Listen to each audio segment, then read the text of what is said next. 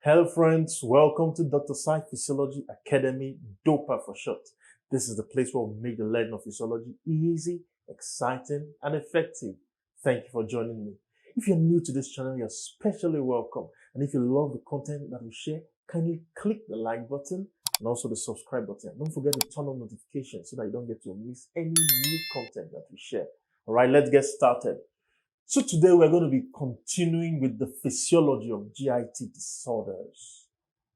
Now, we are going to take it step by step, like we said in the part 1, that we'll start with the functions, the disorders of the different functions, motility functions, secretory functions, digestive functions, then absorptive functions.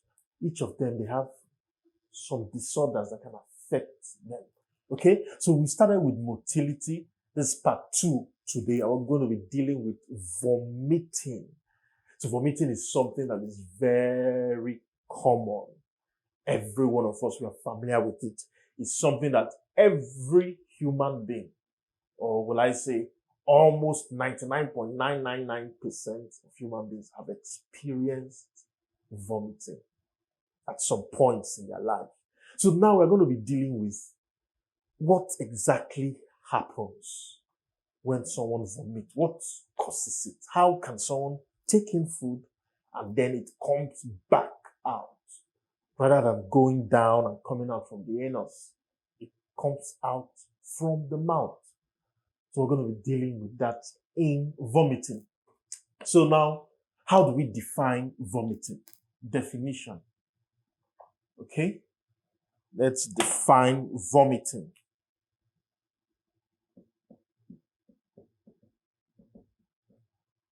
Definition. Now, vomiting is involuntary.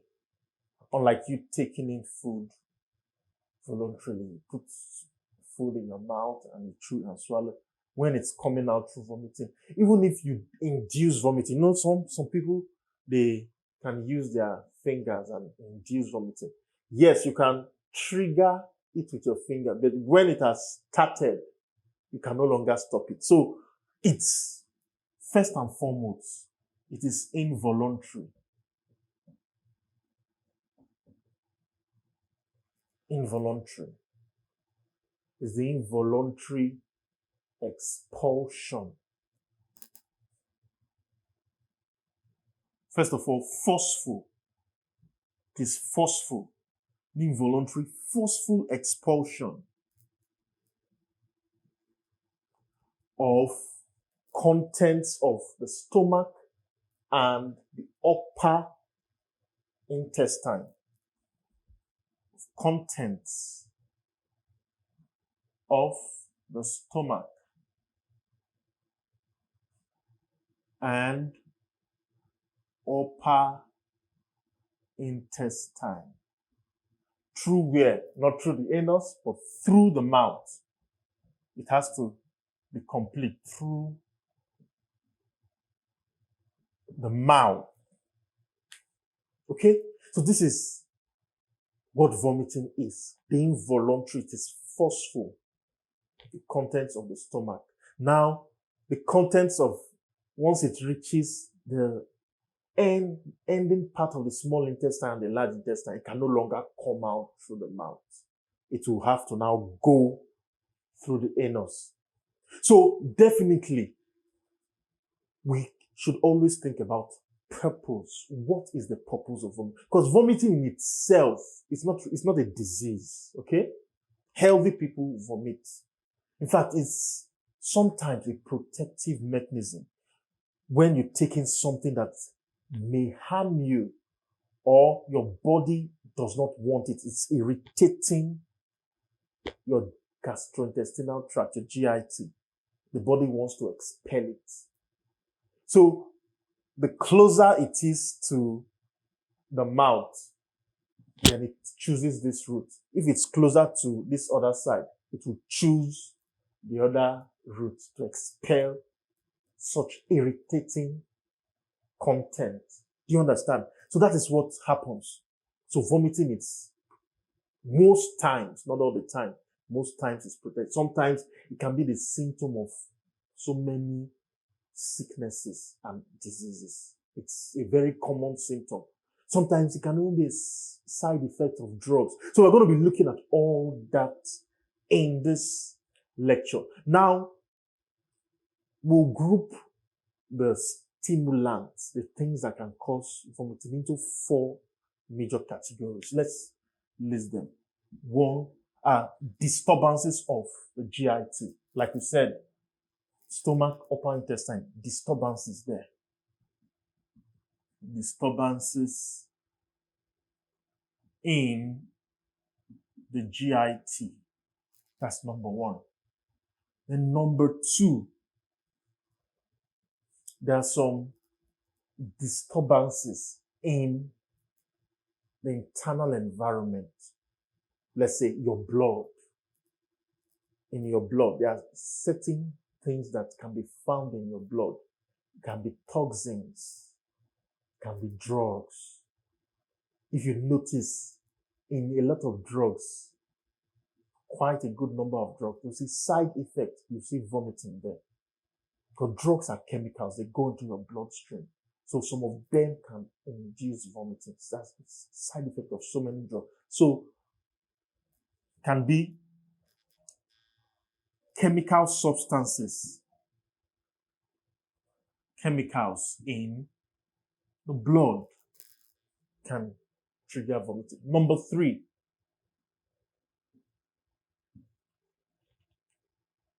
there's what we call the vestibular labyrinth. It's in the ear. It helps in balance. It's a very special cause of vomiting. Okay? So when there's a trigger, we'll talk about it. When there's a trigger, vestibular labyrinth. Let's just write it here. We'll explain it later. Vestibular labyrinth of the ear, of the internal ear. Okay. The number 4, higher centers. That's your brain, the higher centers, talking about the areas of your consciousness. Okay.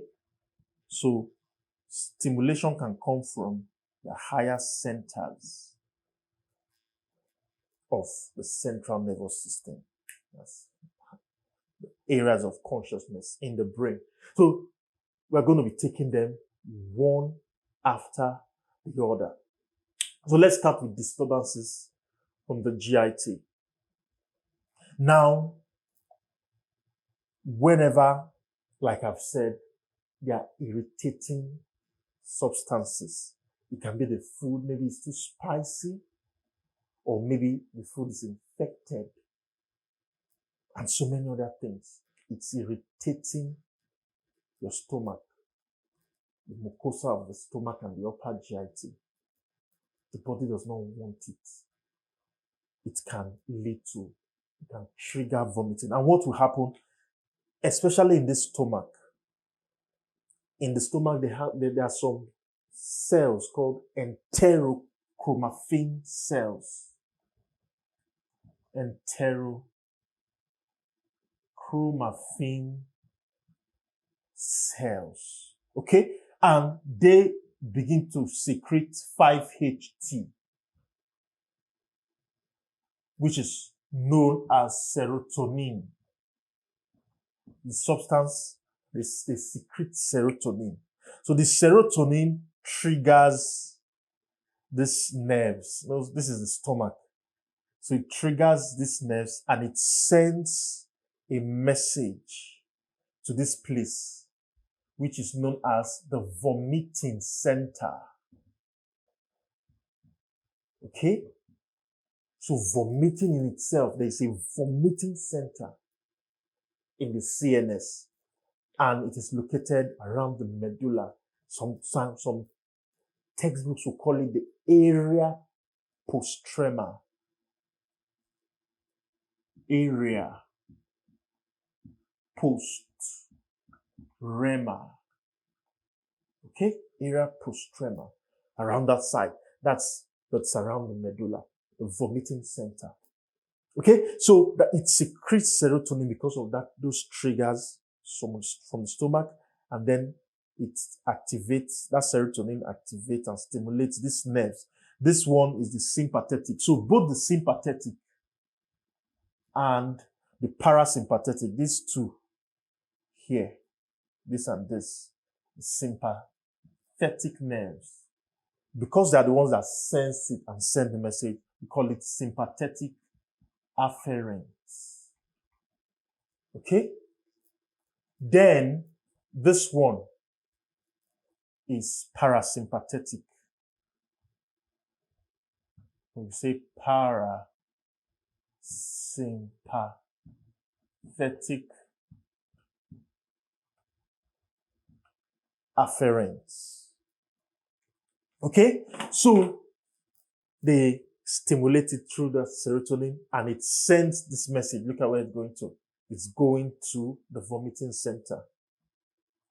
So when it gets to the vomiting center now interprets the message. Oh, they're telling us that there's something wrong. We need to expel those contents. So it sends message through efferent nerves, which in this case is the vagus nerve.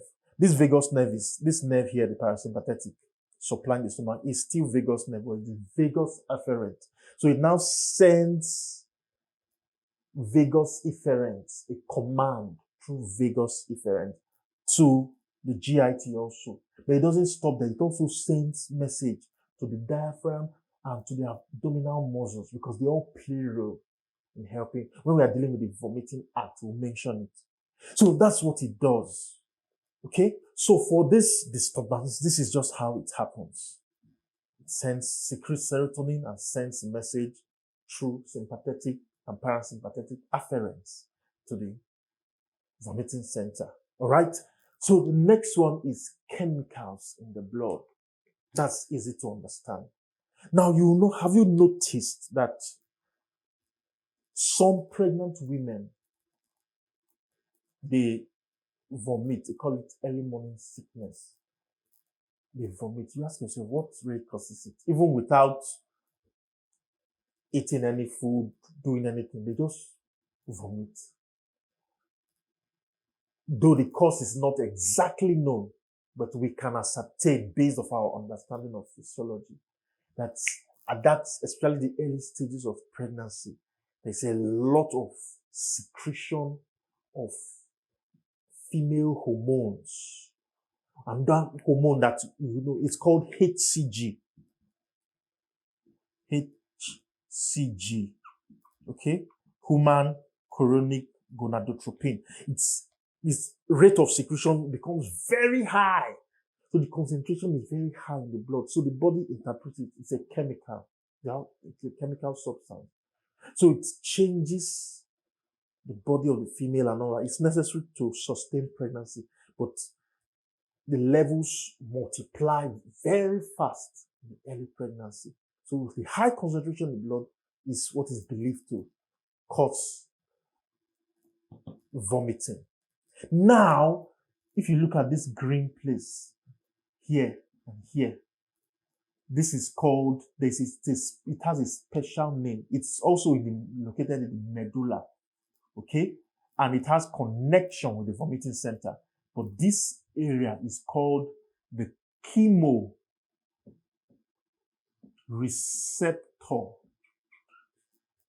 trigger zone. Okay? CTZ for short. CTZ. Chemoreceptor trigger zone. You see the name? Chemo. Chemicals. Alright? So chemicals in the blood, drugs too. Some drugs, especially morphine, has been implicated. Very common. Morphine is a drug that when you take it, it can stimulate them. And it does it through, it goes to this chemoreceptor trigger zone and triggers it. And it now communicates with the vomiting center and it induces vomiting. So that's how chemicals, toxins, especially drugs, can trigger vomiting. Okay? So, remaining the vestibular labyrinth and the higher centers, we're going to discuss that and also the vomiting act after this break.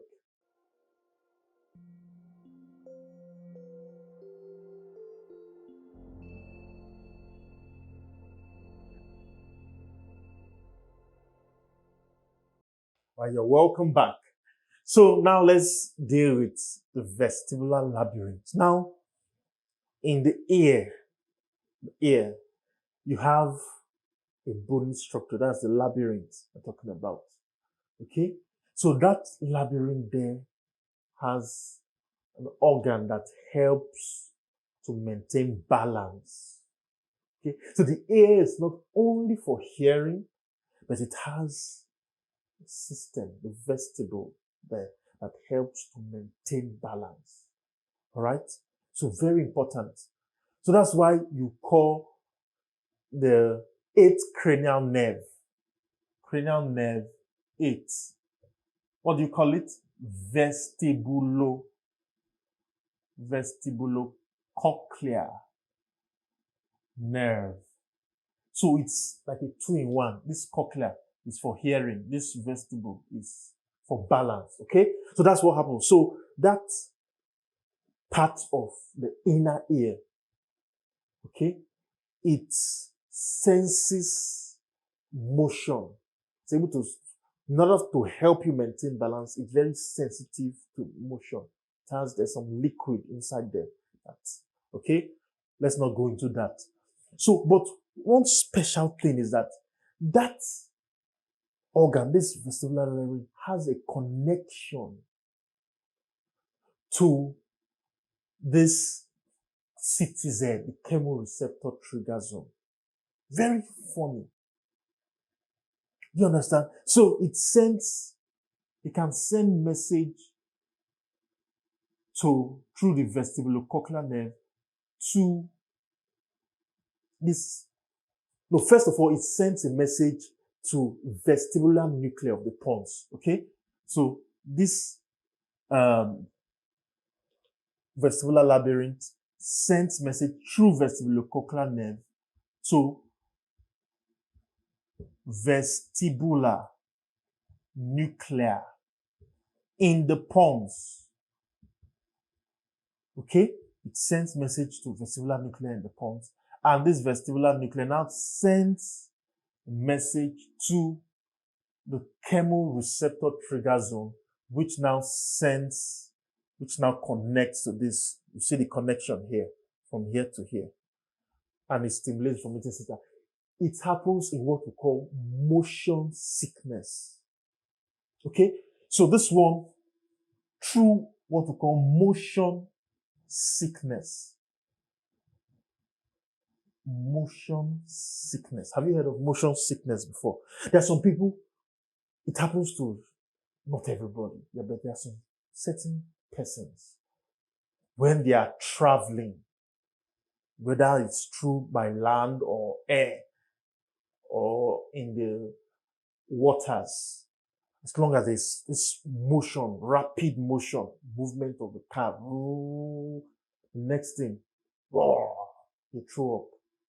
That's what happens. It's through this mechanism that it senses the motion and it puts a disturbance in that vestibular labyrinth, that rapid motion. It's sensing a rapid motion, and then it sends message to this and trigger, and then they vomit. So that's how that one happens. It doesn't happen to everybody. A lot of people travel without any incident, but there are a few people, and this is the pathway that it follows. All right. So that's by the way. So the next one is higher centers. So what do we mean by higher centers? Now, this is very common, very easy to understand. It has to do with your consciousness, what you see, what you smell, and what you do what? Taste. And in few instances, it can even be your thoughts.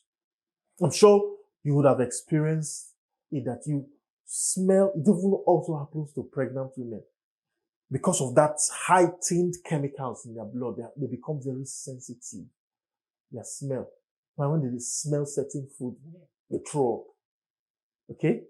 A lot of women will understand, who have experienced it will understand it. It's those smell certain food, they go and throw up, or they taste certain food and so on. So it happens, there are some people at the sight of blood, it irritates them. They throw up, they vomit. It's from the higher centers.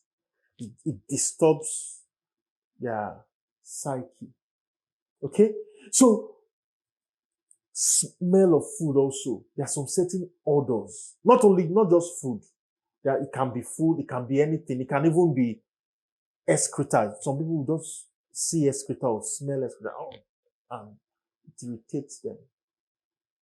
Sometimes it could be the taste of, maybe you taste a very strange food. You've never, I want to test this new meal. You've never tasted it. You travel to a foreign country and you taste, and you taste some of that, you can vomit. It's strange.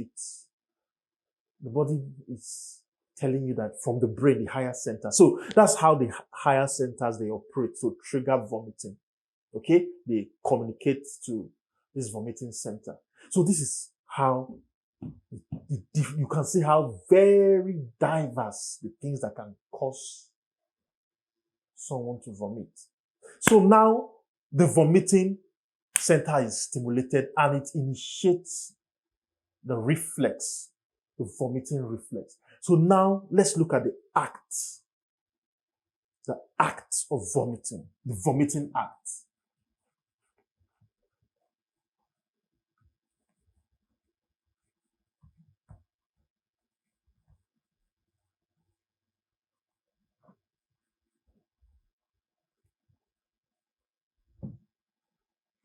The vomiting act.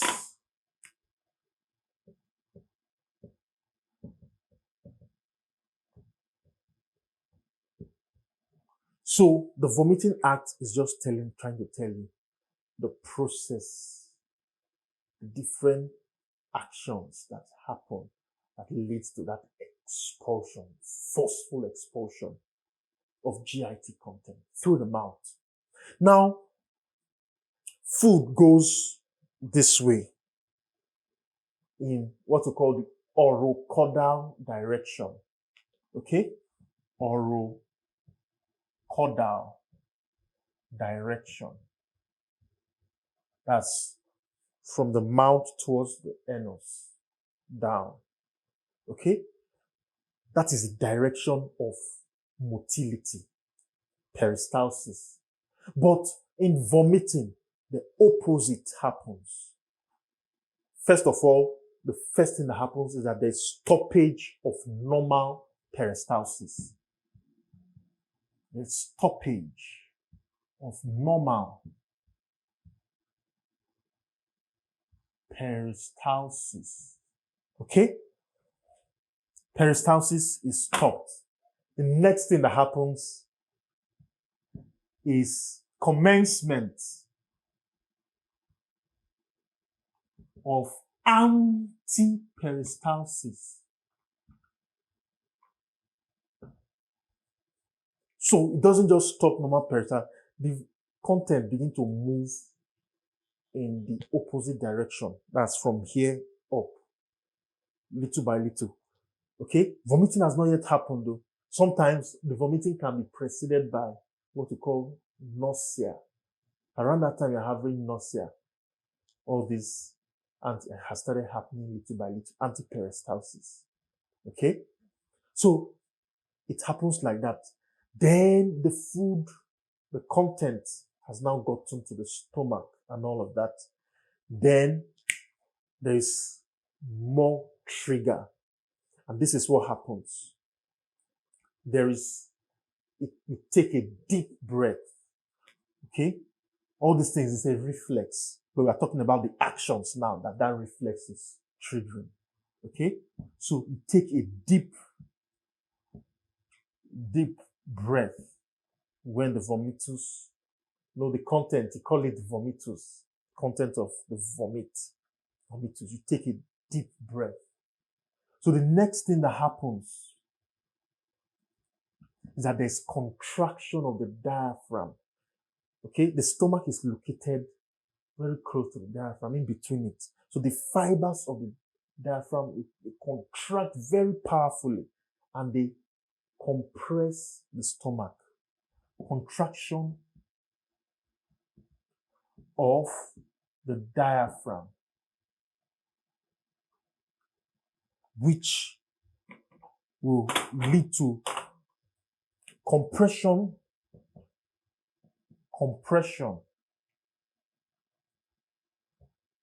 of the stomach. There's also contraction of the abdominal muscles. Okay, let's add it here. Plus abdominal muscles. So all that will lead to increase in abdominal pressure and compression of the stomach. So compression of the stomach will lead to increase in intragastric pressure. I hope it's making sense. When it compresses, the pressure is to squeeze out the content.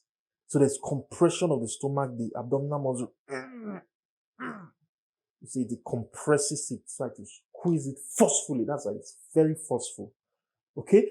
So this is what happens to push out the content. But now, you know that swallowing takes it like this. And now something wants to come out. So something related to swallowing, some actions happen.